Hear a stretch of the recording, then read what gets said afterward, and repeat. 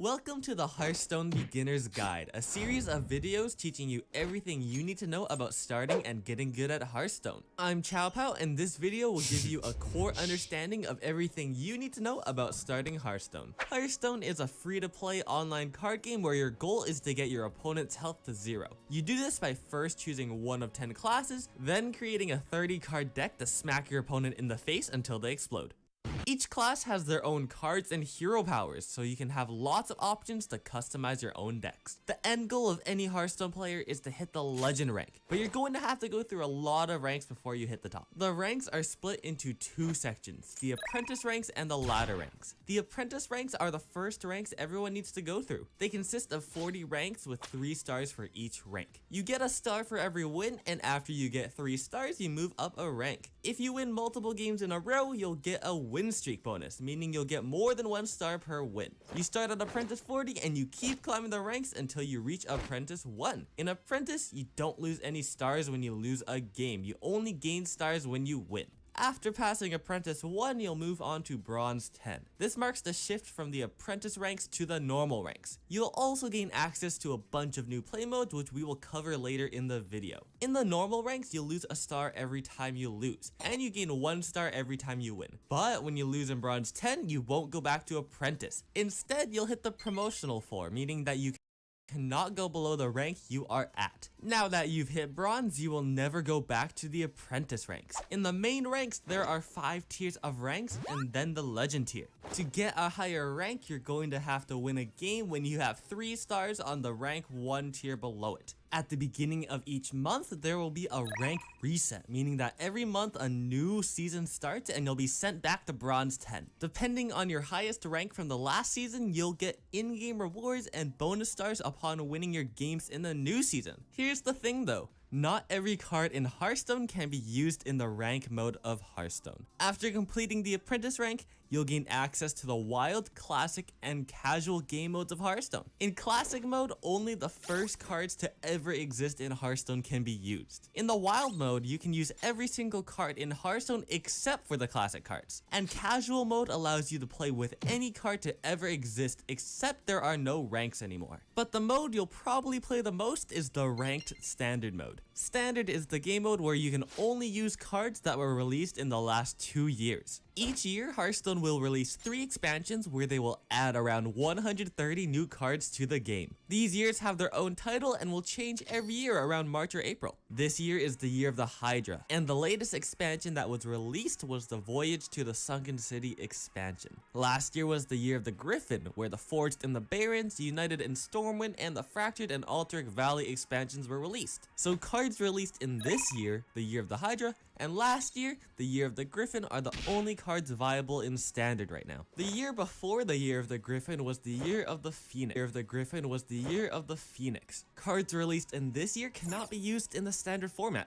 Open these packs to get cards because trust me, there's a lot of cards and it gets confusing. So let's simplify these cards and how. For us though, they don't give us the cards for free. You have to craft these cards with arcane dust. But how do you get arcane dust? From opening packs and disenchanting the cards from these packs. A pack costs 100 gold, and when you open a pack, you get 5 cards. If you don't like these cards, you can disenchant the card for a dust refund. For example, if you disenchant a common level card, shown by the gray gem in the middle, you get a whopping 5 dust. On the flip side, it costs 40 dust to craft a common card. The most rare cards are legendary cards, shown by the little orange gem in the middle. These cost 1600 dust to craft. Not a great deal, right? Cards, and it gets confusing. So let's simplify these cards and how they work in Hearthstone. There are 4 types of cards in Hearthstone. Minions are the most basic card type, but they are also the most important cards to the game. They consist of an attack stat on the bottom left and a health stat on the bottom right. You can play a minion or any card for the amount of mana on the top left of the card.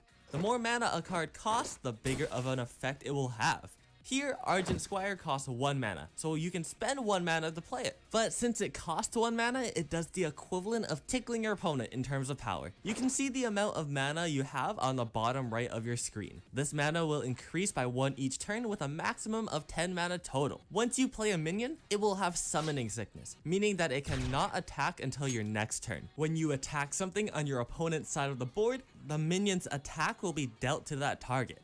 but the target's attack will also be dealt to the minion. This means when a minion attacks another minion, it will both take and deal damage. The key here is to maximize your minion's health so it can remove the most amount of minions while staying alive. But sometimes you can use something else to remove a minion. Spells are different from minions because they do not put anything on the board. Rather, they have an immediate effect on the board. This can be dealing damage, healing yourself, and more. But there are also special types of spells called secrets. They act like trap cards in Yu-Gi-Oh, where your opponent does not know the effect of the secret until it is revealed. Once the secret is revealed, then its effect activates, and only certain classes have access to secrets. Weapons are like minions, where they have an attack stat, but instead of health, they have a durability value. Durability tells you how many times the weapon can attack before it breaks. When you play a weapon, it equips to your hero, so now your hero can attack. But be careful because you will take damage too if you attack a minion. Hero cards will replace your hero with another one, and it usually comes with a big effect. They will also replace your hero power with a new and improved one. These cards are extremely powerful and can often swing games just because of their effect.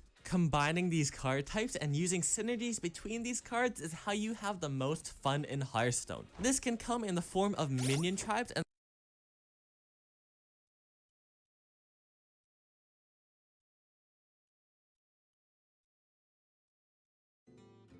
Let's get salty!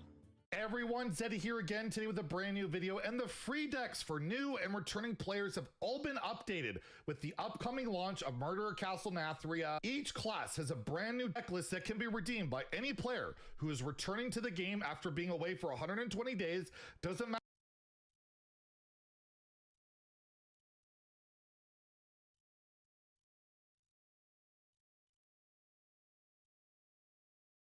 Hearthstone has 10 classes, and all the classes are good in their own right, but there is one class that stands above the rest of the best class in the history of Hearthstone. Now, I bet you're wondering, how do you define what the best class is? The way that I'm going to define it is the class that got the most nerf cards and has been the most consistent in a bunch of different expansions and metagames that always usually had a really good deck in the format. I also want to put a little bit of an asterisk for Demon Hunter because obviously Demon Hunter hasn't been out for as long as the other classes. It's been only around 2 years, but I think Demon Hunter still makes it in the conversation because it's made quite a big of an impact. Did you know that you can comment down below what you think the best class is? You probably should. And while you're there, make sure you subscribe. I also want to mention that these rankings are for standard only. This has no consideration for Arena, Wild, because those comments seem to be brought up quite a bit. Let's talk about Demon Hunter first. Now, Demon Hunter is in a weird spot on this list because it's been out for the shortest amount of time, but in that short amount of time, Demon Hunter has made quite the impact because at the moment, Demon Hunter has the second most nerfs of all time and has also had the best deck in Hearthstone history, which was Aggro Demon Hunter. Quite obviously, Demon Hunter has been super strong, but it's too early to tell, and the second year that Demon Hunter was out, it was not nearly as impactful as the first year. Not to say it was bad, but definitely from Forged in the Barrens to Fracture and Alterac Valley, Demon Hunter kind of took a backseat compared to what it was in the year of Ashes of Outlands. And it's also important to note that it was nerfed a lot because of the state it was released in. When it was first released, the class was just at an absurd power level compared to the rest, so it definitely needed to be toned down just to match the average power level of the rest of the classes. I also want to mention Warlock because as great as Warlock has been over the years, there has been a lot of times where Warlock has just been not existent in the metagame, which means that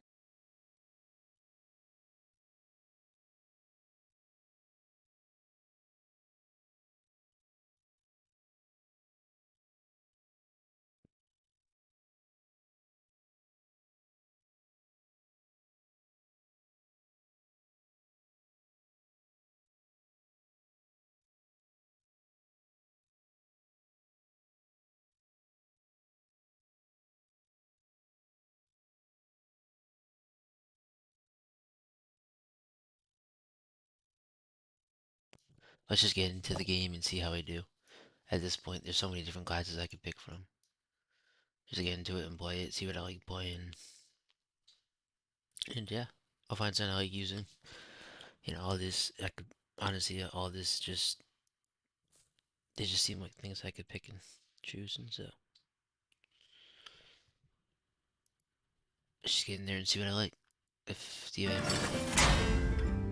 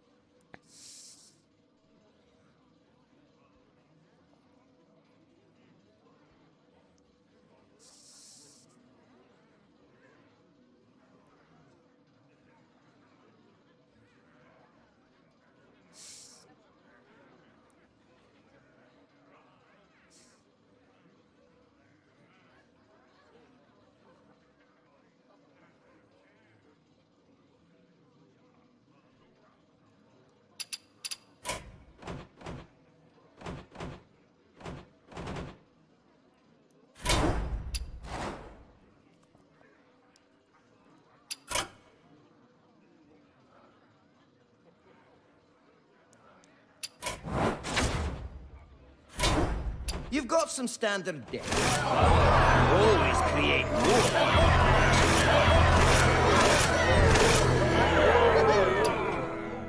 That deck is only for wild games.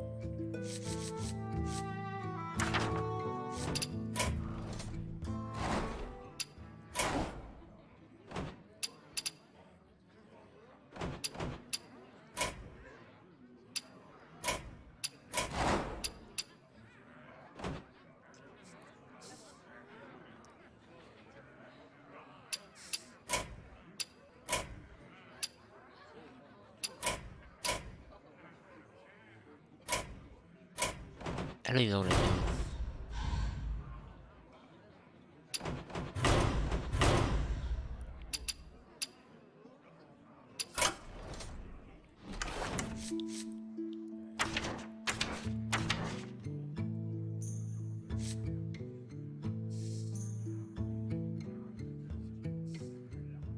That it's not nearly as consistent as the top 3 classes, even though some of their decks were